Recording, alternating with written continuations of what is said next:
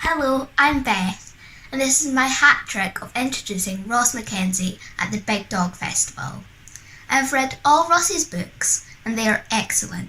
They transport you to magical and exciting otherworldly places, where your imagination can run wild. Today I have the pleasure of introducing the Otherwhere Emporium.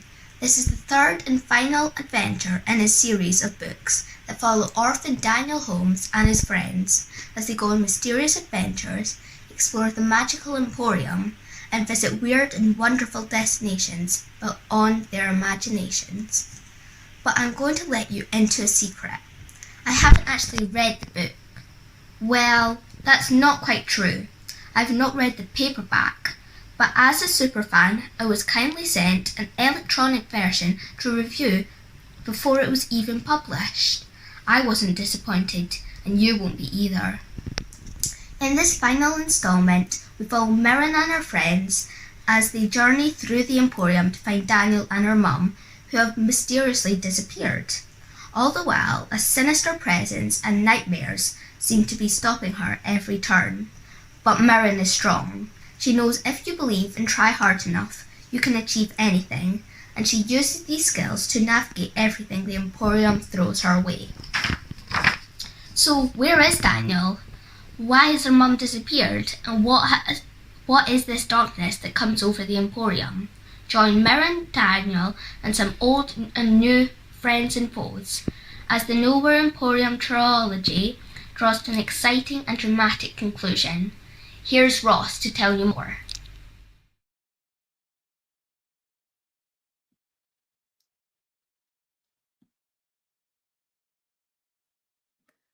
Hi, and lovely to see everybody, and welcome to Big Dog. And just before I introduce Ross, I should introduce myself. I'm Vivian French, and I'm really lucky because I get to talk to Ross today about the third in the trilogy. And you heard wonderful Beth just then giving you a really, really, really brilliant assessment of the story. That was just so good. So thank you, Beth. And I should also thank Bailey Gifford for their support. But now I think is the time when you should put your hands together and please, could you give Ross MacKenzie a very, very warm welcome. So there's Ross. Here he is. Hi, everyone. Lovely to see you, and I had the pleasure of talking to you before about your books. So it's a delight to see you again. And it's great to be back. It's great. And sorry to interrupt you. It's great to be back. And what a wonderful intro from Beth. Wasn't that good? It was just I think she's got a future in podcasting or something along those lines. I did think maybe I could just hand over to her and let her take over because that was really, really good.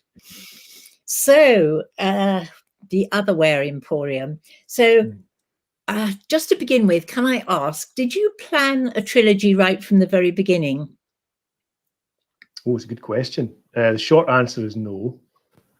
The long answer is after I wrote the first book, The Nowhere Emporium, I think Viv, you'll know, that when you create characters like that and you create worlds like that, I don't know about you, but even after the last page has been written, I want to know what happens next to those characters that I've created. Because when you're a writer and you tell people this, sometimes they look at you a bit strangely, but the characters that I'm writing about are, to me, they're real people. In my head, they're alive. So I just don't stop caring about them when I have finished the book. I want to know what happens to them next and where they go and what other adventures they have. So I didn't plan a trilogy, but it became very clear very quickly after the first book came out that thankfully people wanted more of the Emporium, and I had the opportunity to explore the other ideas that were in my head. And there were so many of them. So it wasn't planned, but I'm happy that it did happen. I think we're very happy too. And I have to say that I've already had an enormous number of questions from schools. And one of the things that everybody wants to know is it likely that you might go back to the Emporium? Would there be a fourth and a fifth story, do you think? I would say I would say never say never. Mhm. But at the moment, I don't have any other plans to go back there. But you know how things are; things can change so quickly. My problem is it's not a problem; it's a blessing actually. I have so many ideas we have in my head, just fighting to get out.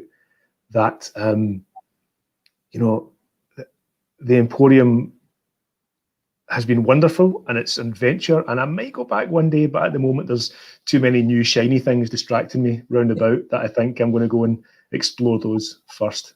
So it's a bit of a cop out of an answer, but not at the moment. I don't see us going back, but you never know. No, because what you were saying about characters living in your head, I mean, I think one of the strengths of your characters is that they live in our heads as readers as well. And I was going to ask you, I mean, your three main characters, Mirren and Lucas and Robin, and where did they come from? What made you choose those three children in particular? I don't actually know. It's one of those strange things being an author. From my point of view, I tend to when people ask me that question, where do your characters come from? When I'm speaking to an audience, I tend to tell them it's almost like there's a waiting room in my head, and the characters are up there, and they're just waiting for their chance to come down and spill out onto the page.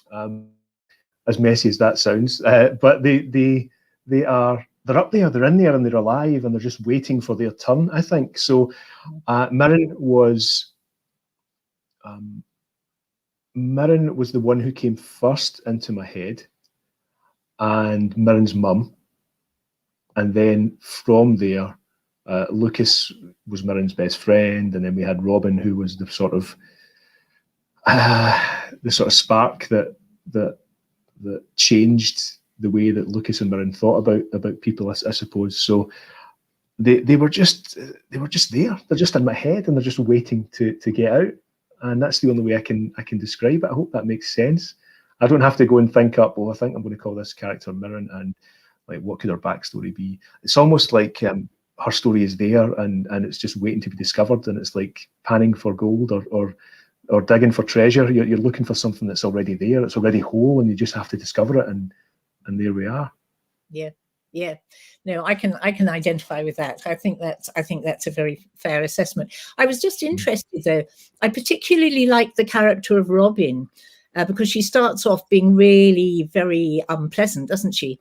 And I wondered, did you ever know people like that when you were at school?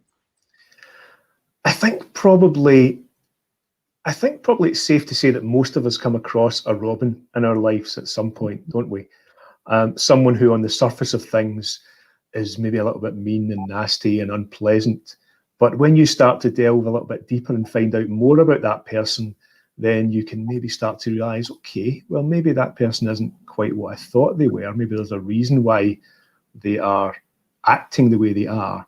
And maybe there's a lot more to it than would, than the outward sort of what they project to the world.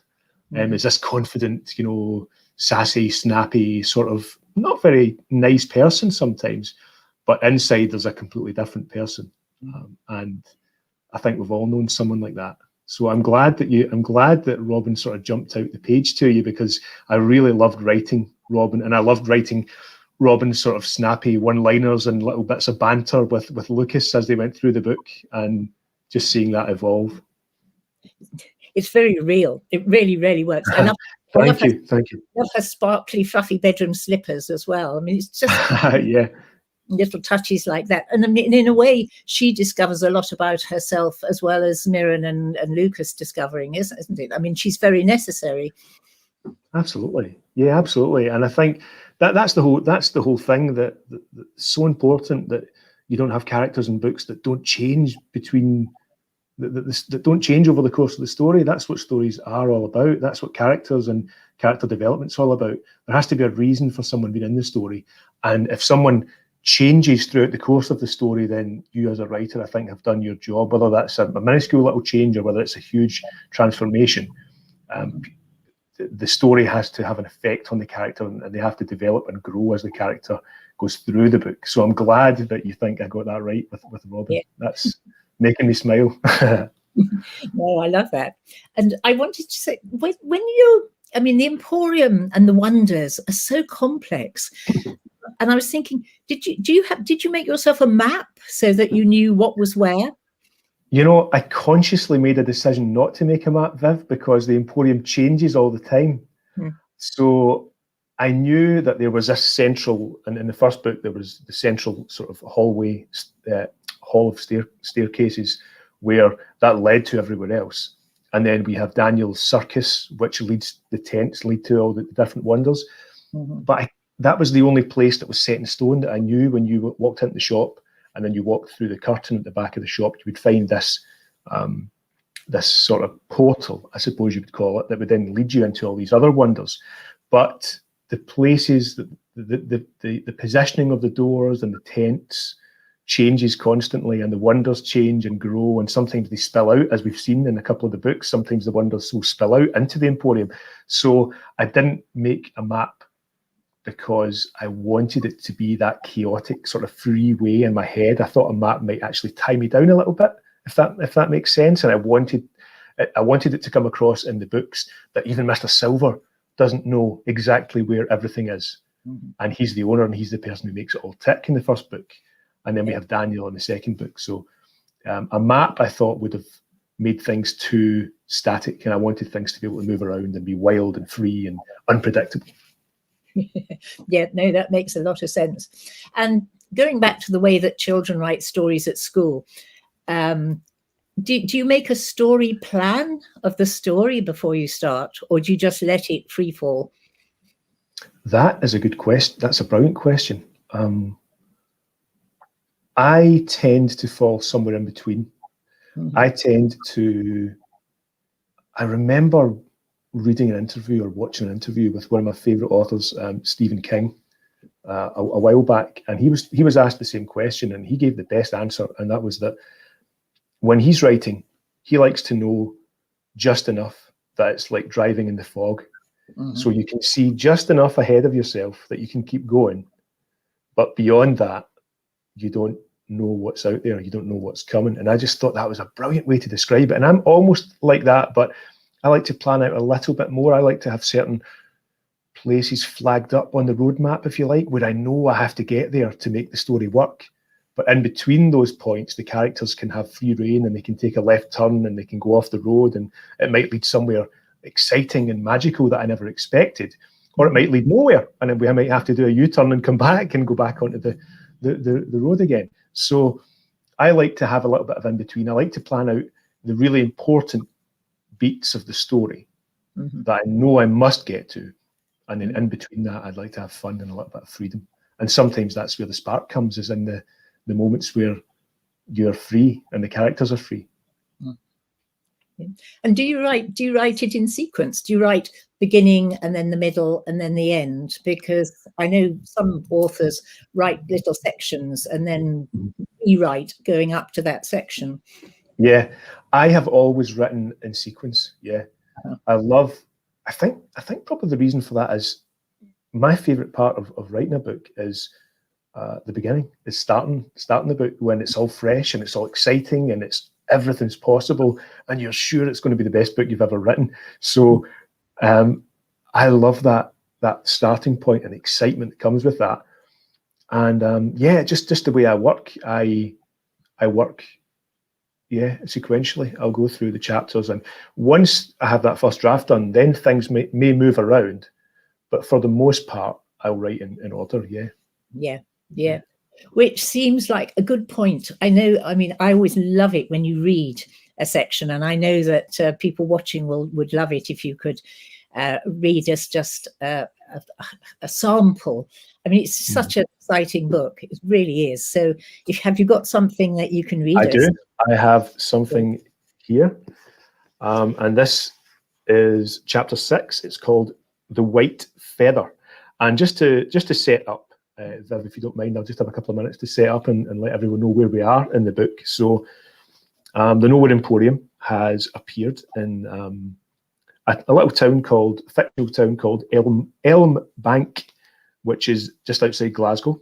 And we have Mirren, who lives with her mum. Her mum is a single parent. And she works a lot of hours, as many parents do. And one day, Mirren comes home after school and she finds that her mum isn't there, which isn't that unusual. You know, Mirren has sort of a, is it a latchkey kid, you call it? She's got the key, and sometimes she has to let herself in because mum's out doing these long shifts. And so she's not overly worried. But it's unusual in that her mum hasn't left her a note to say, Mirren, I've taken a shift, don't worry, I'll be home at such and such o'clock. That hasn't happened. So that's a little bit unusual. And the more the night sort of goes on and mum still hasn't phoned or texted or got in touch in any way, Mirren starts to get a little bit worried, but at the same time, you know, she's tired and it's not that unusual. So she goes to bed and she wakes up in the middle of the night with her phone, her mobile phone ringing. And in her sleepy head, she thinks, well, it must be mum, I'll answer the phone. But when she looks at the phone screen, the caller ID doesn't say mum. The caller ID says Nowhere.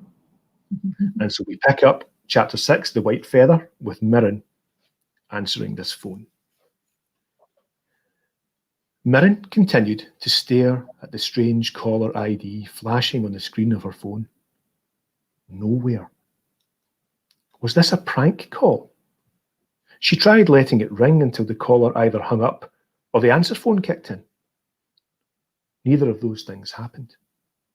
After a few minutes, the phone was still ringing and vibrating, even after she tried to switch it off. Seemingly with no other choice, Mirren Feather put the phone to her ear and answered the call. Hello? A pause. The line was bad. Hello? Mirren repeated. Another pause and a tss of faraway static. Then someone answered. Mirren, said a male voice. Mirren sat up straight. Who's this? I don't have time to explain everything, said the voice. You must listen carefully. Your mum is in trouble. A jolt of panic. Mirren swung her legs around, sat on the edge of her bed in the soft turquoise glow of the nightlight. What's happened to Mum? Has there been an accident at work? The line crackled and hissed. She's not at work, Mirren. She's somewhere else. She's trapped in my shop and she needs your help. I need your help. Mirren stood up, began to pace around the room. What do you mean, stuck in your shop? Where is she? What's happened to her? He's going to cut me off soon, said the voice hurriedly. I might go at any moment. Mirren, this is going to sound mad, but please believe me when I tell you that every word I'm about to say is the absolute truth. I'm a magician. My shop, the Nowhere Emporium, has been taken over by an evil magician. He's keeping your mum prisoner.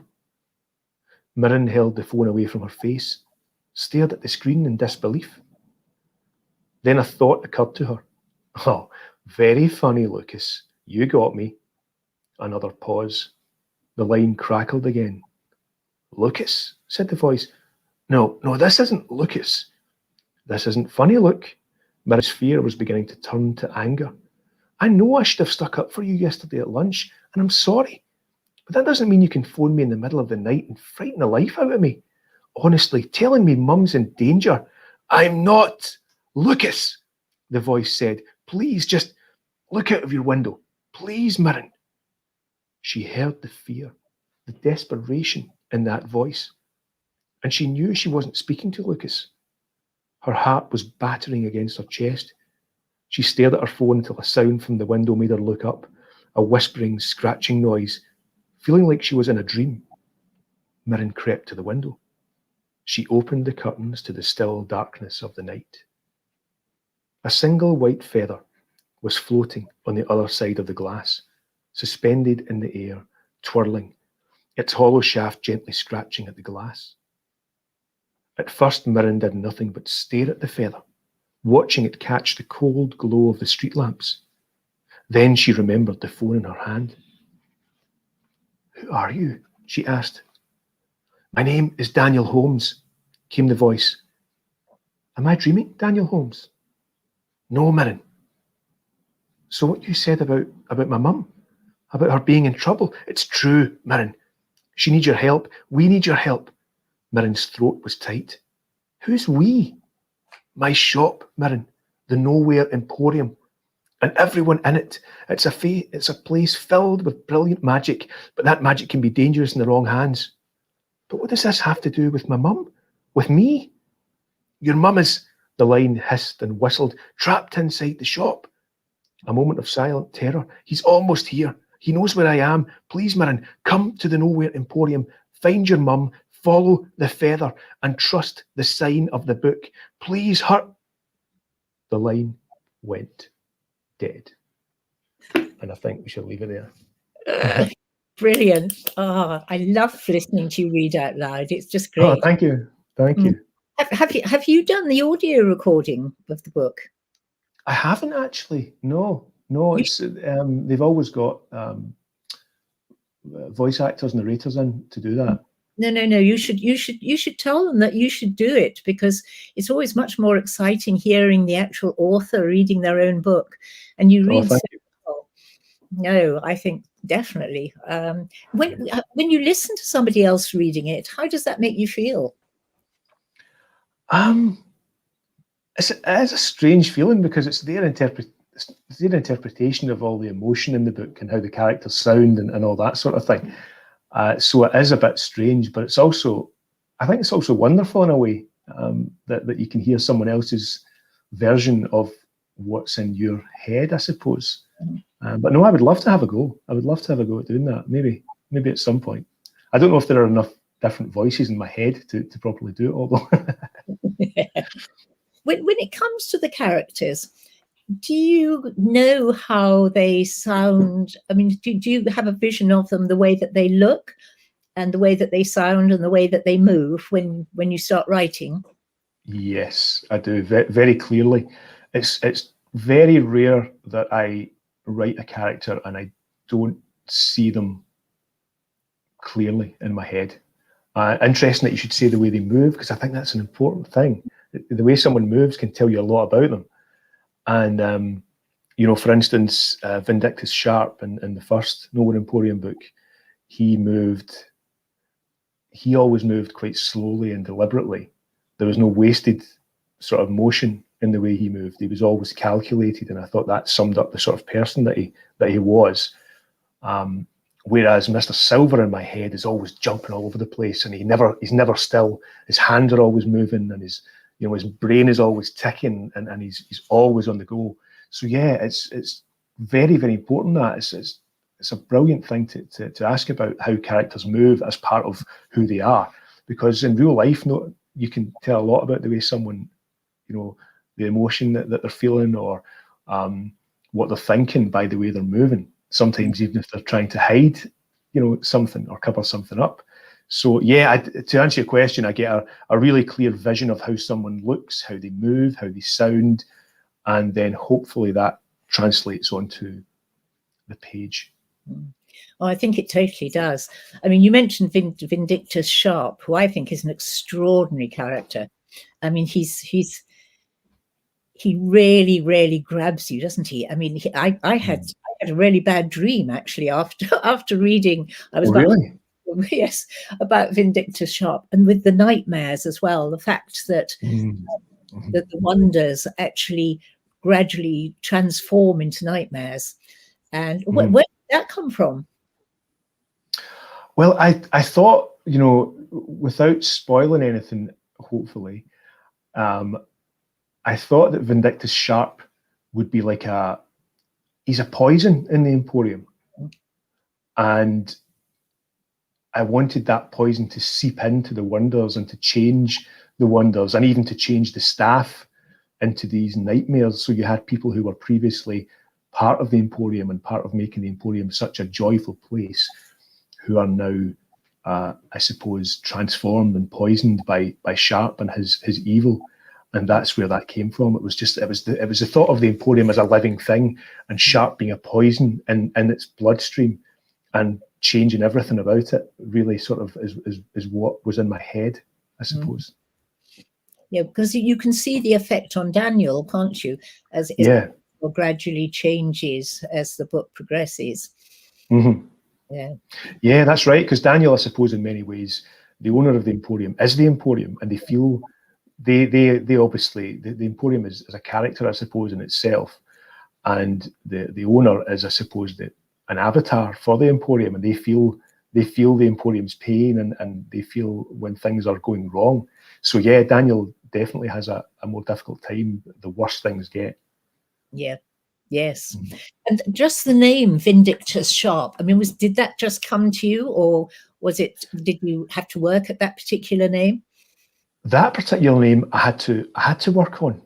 He actually started life as Sylvain Reynard, believe it or not, which was another name that I loved, and I loved this sort of, Reynard is like fox, so I loved that sort of connotation. But Sylvain Reynard and Lucien Silver sounded kind of similar. Mm-hmm. So we had the publisher saying, maybe we should change, Lucien Silver's a brilliant name. We don't want to change that, but maybe Sylvain Reynard could change to something else. Mm-hmm. And then I started to think about it, and Vindictus Sharp just popped into my head. And as soon as I said it out loud, Vindictus Sharp, I knew that was the name. You can't have that name and be a good guy, really, can you? I think you've got to be a bad guy with a name like Vindictus Sharp. So as soon as I said it aloud, because I think saying things aloud is really important. When I'm writing my books, I will stop and I'll read it aloud to myself sometimes, just to make sure, because every sentence has to sound right. I think as a writer, I don't know if everyone works this way, but the rhythm of the words have to sound right. It's almost like a song. So if one sentence sounds one way, the next sentence has to sound another way, and so on. And it's like building this thing. So Vindictus Sharp, as soon as I said that out loud, I knew that would fit into to the story well. And no, I'm glad you like it. Yeah, no, and I think you're so right about reading out loud, because I think the cadence of a story is so important. And I very often, I mean, one of the questions that's popping up on the screen here is about writing and tips for budding writers. And I think it's hugely important that whatever age you are, that you read your stories out loud.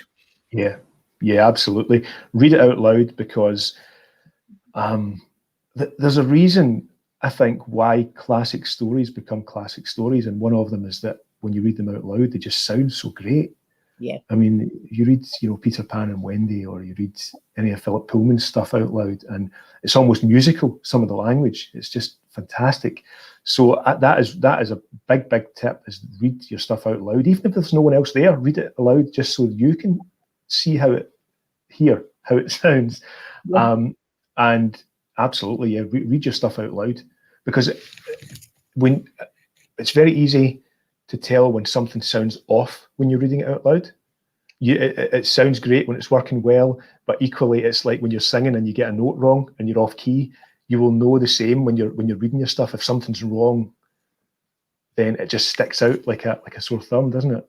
Oh, absolutely. And also, I think when you read out loud, you can hear sometimes one word. I don't know whether you find this. You get kind of hooked on one particular word. Yeah. I talked to you before about mentioning the word silver, which is obviously a word that you really love, and but you don't use it too much. But I think sometimes when you're reading out loud, you can pick up on things like that. Yeah, absolutely. Like the curse of the "and then," which is something that. Oh yeah.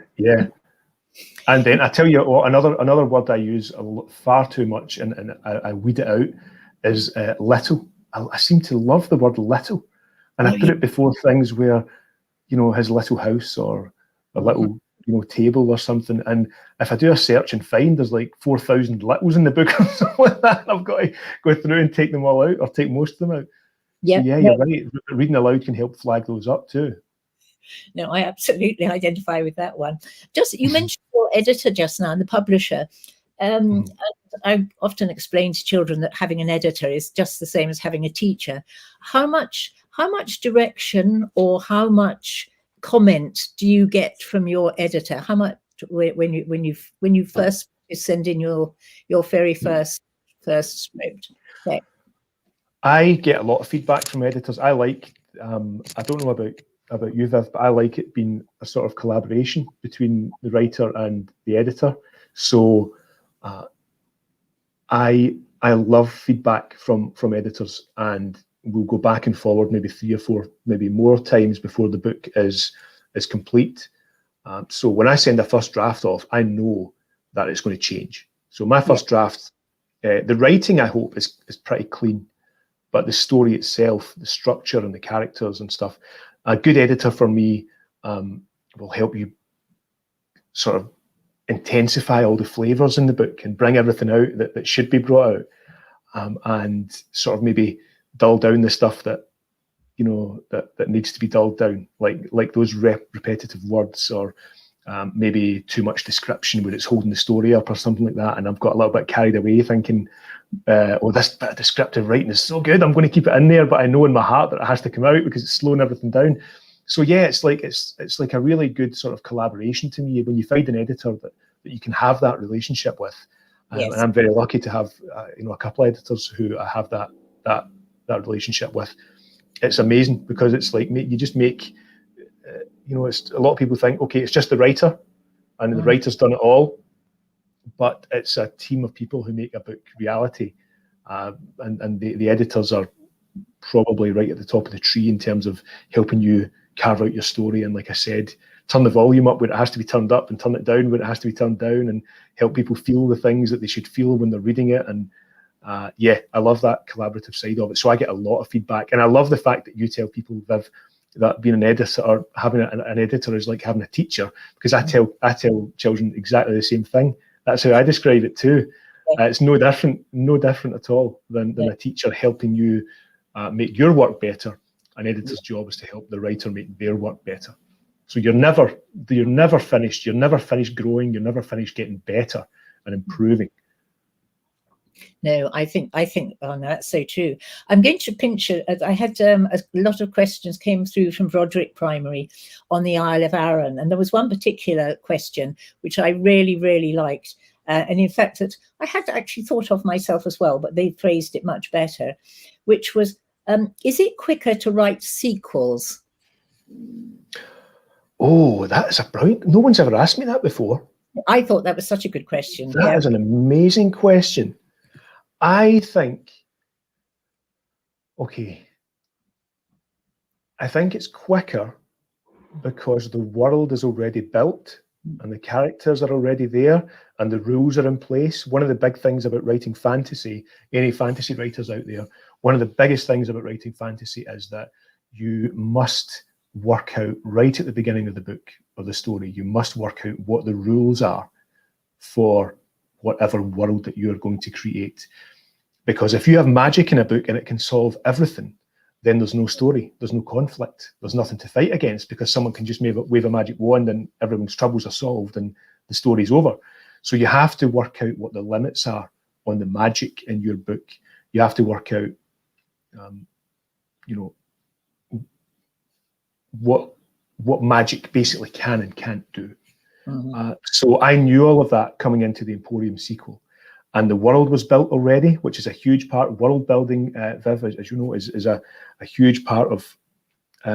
It can take up a lot of time because you have to figure out the structure. You have to figure out who lives there, what they eat, and sometimes even some authors go into the tiny minutiae of even what languages that these people speak, or what their houses are built of, or all that sort of stuff. So for me, writing a sequel was quicker. But quicker doesn't mean easier. No. Because there's sort of the expectation too. There's people, thankfully, that there are people out there who enjoyed the Nowhere Emporium and the Elsewhere Emporium. So writing a sequel, you have this sort of pressure that you want to please the people who like the first book and you want to live up to the first book. So it's definitely, I found it quicker, but in some ways more difficult because there was more pressure and you didn't want to let people down. Basically, I suppose, at the end of the day. And presumably, do you ever find when you're, say, on the third one, the Otherwhere Emporium, do you ever, if you're referring back to a character from one of the earlier books, do you ever find that you've forgotten a little bit about them? Do you have to go back and check for yourself, or are they sufficiently alive in your head? Yeah, there are a couple of occasions where I've had to go back and check. more often than not, I will get confused as to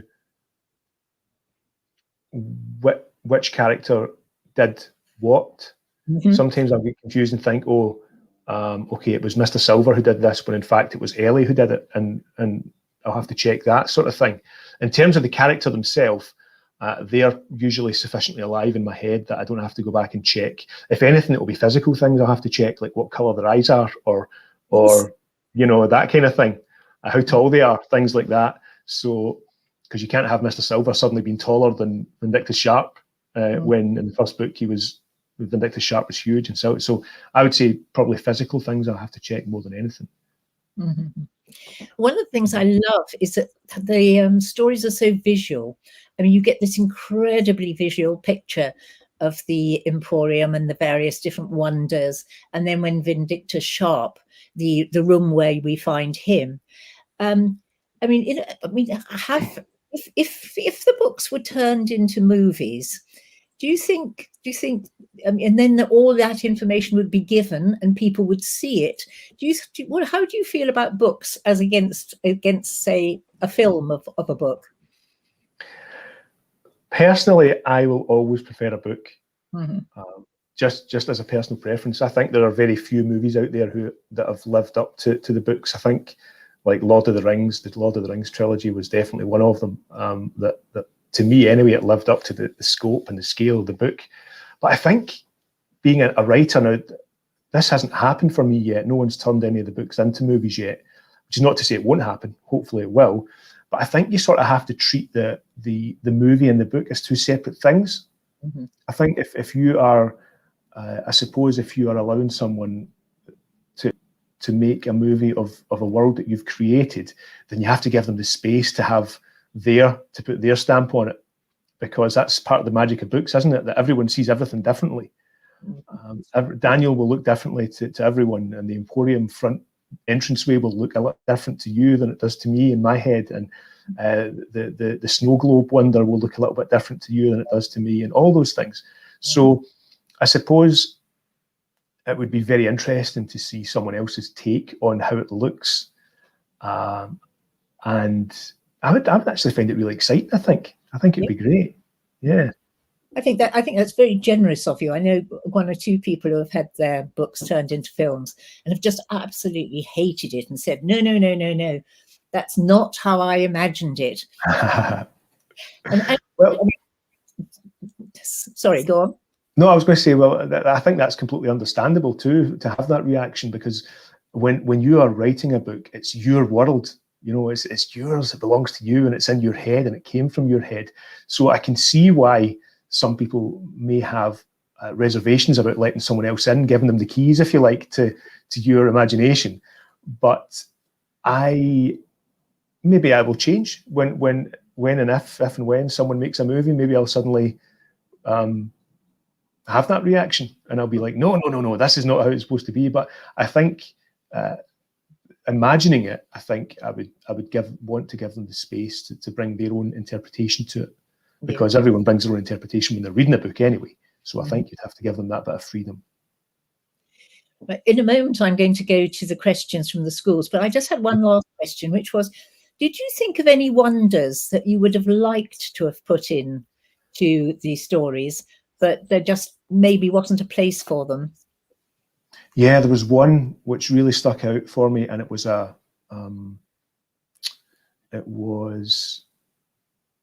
let me think, actually, did I put that in? There was one that was a cavern, and there were jewels in the walls, and when you took one of the jewels out of the walls, it sang to you. It was like music. So it was almost like this cavern, and every jewel was a different tune. Every jewel was a different song, and you would probably find the song that you were meant to hear, the song that had a message for you or that would help you in some way. So it was like a sort of musical, magical cavern type thing. And I just had this really strong image of these huge cave walls, just glistening with all these different coloured stones in them. And when you took one out, then that was your song. It sang you a song and it helped you in some way. So that was one that I didn't make it into the books unless I've had a terrible mishap here and forgotten that I actually did put it in. But I don't think so. I don't think it's in there. Do you think, would you be able to, I mean, I always say to children that no idea is a wasted idea. Do you think you might be able to take that idea and use it somewhere else? I dare say that it may crop up somewhere down the line. Yeah, exactly. No idea is a wasted idea. You've got to. What I find, Viv, is that the ideas that are worth putting in are the ones that stick around for me. I know I mentioned panning for gold earlier on, and ideas are a little bit like that. For me, anyway, the ideas that are worth the stories that are worth telling, or the ideas that are worth using, are the ones that don't go away, that keep sort of, poking at you and saying, "Hi, I'm still here. I'm still here. When are you going to use me?" That's the ones that stick around, and the ones that wind up being books or characters or scenes or stuff like that. Yeah. Oh, I'm going to, if that's okay with you, go through some of the questions that are coming through, because I absolutely got so many coming through. There's a lovely one from Harvey, which says, "Do you wish your stories would come to life?" Oh, wow, Harvey, good question. I'll try and keep these answers as short as possible, because I do have a habit of rambling on, and I want to get through as many as we can. But in some ways I do. I would love to meet my characters. I would love to see some of the places that are in my head. I would love to go and visit the Emporium, or I'd love to visit, the world in Evernight and things like that. But I think equally what you have to keep in mind, Harvey, is that if you bring your book to life, then you're going to bring the bad stuff to life as well as the good stuff. So it might be a case of be careful what you wish for, because I wouldn't fancy bringing Vindictus Sharp out of the pages either. But I think I would love to see the Emporium, definitely. Yes, no, I think that would be wonderful. But no, Vindictus Sharp, absolutely not. And now West Earlham Junior School in Norfolk, so covering far and wide, because we've got Norfolk, and there's a school that I'm going to come to in Cornwall shortly, and they say, will there be any similar standalone books for us to devour soon? Oh, I have to be careful here. I'm actually, before we came on air, I was telling Viv that I'm actually on deadline for a new book at the moment, which I am so excited about, and which I wish I could tell you a little bit more about, but unfortunately it's tip-top secret at the moment. So I am working on another standalone book, yes, and it's magical, and it's a fantasy, and there's darkness in it, and I'm really, really excited about it, and hopefully some characters who you'll never forget too. Oh, I wish I could tell you more, but I can't. I'm sorry. So no, that sounds really exciting. Right, this is from St Agnes Academy in Cornwall, Sunfish and Oysters classes, and they say, if you weren't an author, what would you be? Wow. Well, I trained as a graphic designer, so I'm a graphic designer, I suppose, by trade. But I think I would always find my way back to telling stories in some shape or form. So if I wasn't an author, I think I would maybe, I could see myself, being a movie director or something like that, or I think I would always find my way back to telling stories in some way, shape, or form. Mm-hmm. So I think I would love to have a go at directing a movie or something like that. I think that's an amazingly creative way of telling stories too. But good question. Very good question. I'm glad I am an author, but if I wasn't, I think that sort of would be the route that I would go down. And another question, also from St Agnes, is who is your favourite character? Oh my goodness, that's like asking me which of my daughters is my favourite. Let me think. Out of all of my characters in the Emporium series, we'll keep this to the Emporium, shall we? Mm-hmm. I think I've got a real soft spot for Mr. Silver. I just think he's such an interesting character, and he's been so many places and he's seen so many things. And most importantly, he's not perfect. He's flawed. He's made mistakes, and he's paid for those mistakes.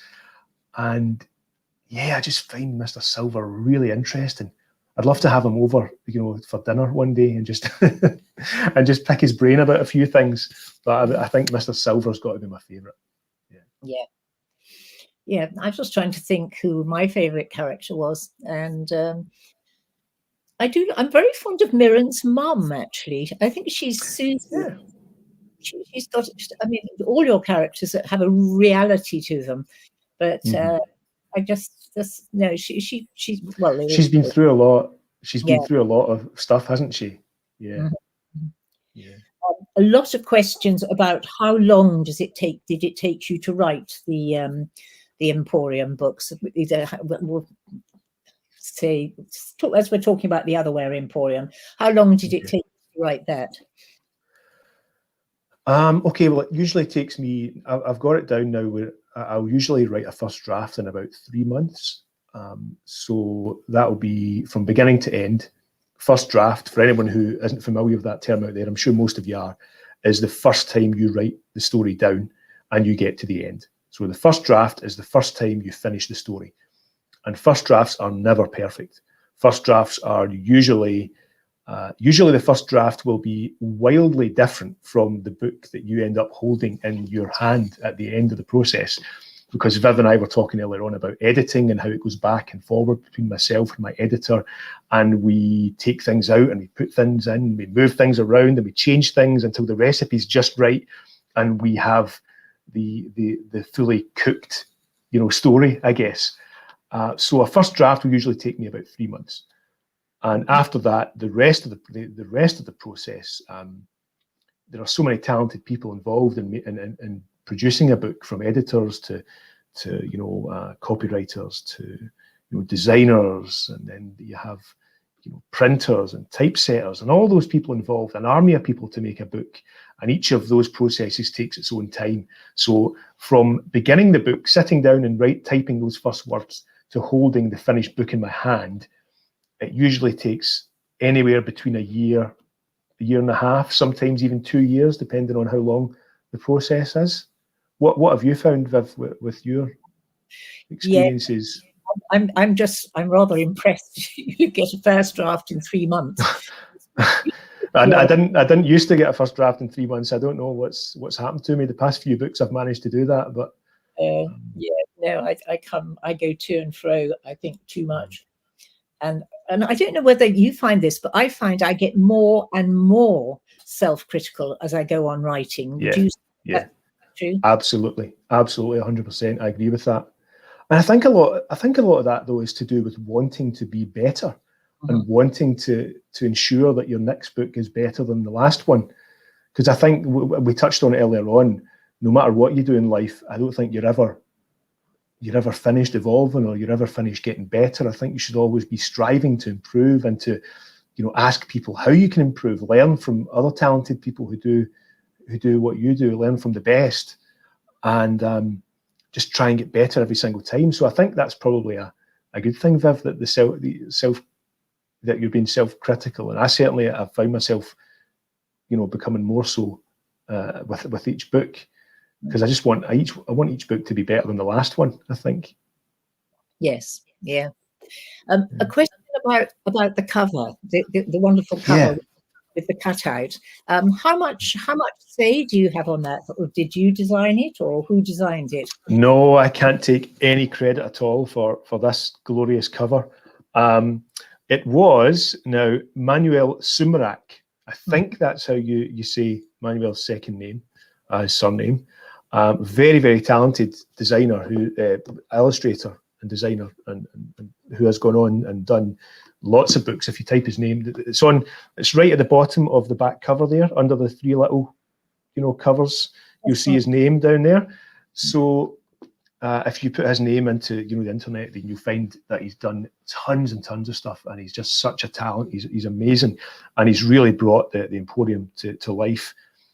I just love the covers that he does. I mean, this one, I think think this one could be my favourite, with all the piles of gold and treasure and the stained glass window and all that. I think this could be my favourite so far. Yeah. But no, I can take no credit at all for these amazing covers. Another question that came through from, now, which school was it from? It was from Broderick Primary. Why are there no pictures in the Emporium books? I don't know. I guess it's just one of those. I think when you get to a certain point in middle grade or fiction, or 9 to 12 or 8 to 12 fiction, and you get to the point where you're writing maybe 50 or 60,000 words, there maybe just isn't space for pictures in the way that there would be with a book that has less pages. So I don't actually know the answer to that question. I know that some of my books have little chapter heads on them with little illustrations at the start of each chapter. But with the Emporium books, I guess I have to actually ask the publisher this, but I guess they just wanted to let the words and the images that the words conjure up make the picture in your head for you, rather than you seeing a picture of something. I suppose that was maybe the idea. Yeah, I would go along with that, because as I said earlier, they are such very, very visual. I mean, your descriptions are wonderful. Thank you. Now, you've got a follow-up activity, I believe, for kids. Is that right? Yes, I do. And I'm so glad that you've asked me, and I'm so glad that we talked about Vindictus Sharp earlier on, because my challenge is to do with writing a villain. I think that I tend to have the most fun I always have fun when I'm writing, but one of the times I have most fun is when I'm writing the bad guys. When I'm writing these terrible bad guys who do these terrible things, and they're nasty and they say awful things, and I just have such fun writing those villains. So my task to you out there is to invent your own villain for your own story. And the secret that I've found to inventing a really good villain is to make them believable. And the way you make a villain believable is that no matter how bad they are, no matter how despicable the acts are that they do, then they have to believe that they are right. They have to believe that there is a reason that they can justify being so bad. So that is the sort of hook, if you will. When you're writing your villain, when you're creating your bad guy, they have to believe that what they're doing is right. So what's their backstory? Why are they the way they are? We spoke about Robin earlier on, and she turns out not to be quite as nasty as we think she is at the beginning of the book. So that's an example of someone who has a backstory and who is she's not an out-and-out villain, but you get what I mean. When you're creating a villain, make them bad, but make a reason for them being bad. And you'll find it brings them to life a lot more, rather than just having someone who is being evil for evil's sake. So there you go. That's my challenge to you. That sounds really exciting. And hopefully lots of people will take up the challenge. And now because this is the last event of the day, and I got special permission that we could go on till past. Is there anything that you could just read us just for a couple of minutes, just to finish off with? Because I just love this. Yes, absolutely. I could go on from this chapter, from where we were, if that would let me just I've folded my page over here. Yep. There we are. So if you remember, the line went dead was where we left it. So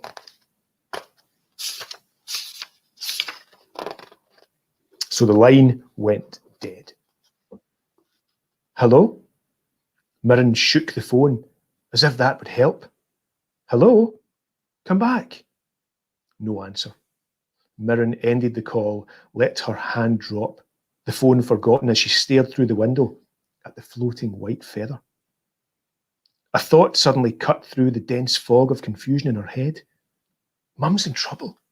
Mum needs my help. Her head suddenly became very clear. She grabbed her coat and threw it on over her pyjamas, then slipped on a warm pair of socks and her trainers and hurried out to the hall. She picked up her keys and headed for the door, then halted. If this was a wild goose chase, if she was going out into the night in answer to some prank call, Mum might get home before her and find the house empty. She didn't want Mum to worry, so she wrote a quick note on the chalkboard in the kitchen. Mum, don't worry. I thought you were missing. I've gone to look for you in a shop called the Nowhere Emporium. Back soon. I'll explain then. Love you, Mirren. Kiss, kiss, kiss. Satisfied, she hurried out of the flat, locked the door, and took the stairs 3 at a time until she was out in the freezing November darkness.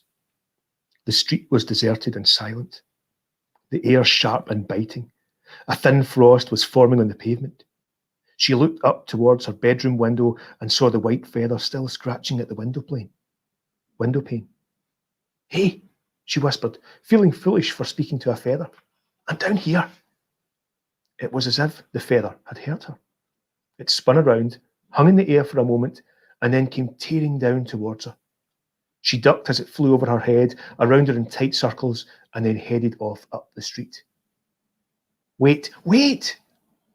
Mirren took off after it, buttoning her coat as she ran along the street for 100 metres, and there she found the feather floating serenely in the pale electric streetlight. She edged closer. It hovered about head height, and she reached out to touch it. Her fingers had only brushed the feather when it spun away from her, but she had felt its icy cold. The feather drifted to the door of a nearby shop, and it was then that Mirren became truly aware of her surroundings. She was standing, of course, on the pavement in the high street, outside the newsagent's and the butcher, only now there was another shop, a shop she'd never seen before, impossibly sandwiched between the two familiar stores. Her mouth hung open a little as she looked at the dusty window and the arched doorway and the sparkling black bricks. Then she looked up further still and read the faded golden sign. The Nowhere Emporium, she whispered. Is that okay? Is that okay? It's a beautiful, beautiful place to stop and a fantastic reading. And I think everybody will have seen the little banner that went across to say that if you haven't already bought a copy or been to the library to collect a copy of Ross's books, then the place to go is online is bookshop.wigtonbookfestival.com. And I can't recommend them highly enough. I mean, it's been a huge, huge pleasure talking to Ross. It's a fantastic book. The other two are amazing as well. Beg, borrow, steal, all 3 of them. Can you put your hands together? And we'll know that you're out there. So give Ross a huge, huge, huge round of applause. Thank you so much. Thank you. That was just brilliant. Thank you, Viv. It's always a pleasure to talk to you. And I want to thank everyone at Big Dog for having me along again. And hopefully, fingers crossed, hopefully we can do this in person before too long once again. But thank you, everyone, for tuning in and watching. And I hope you enjoyed it. Yes. Thank you so much.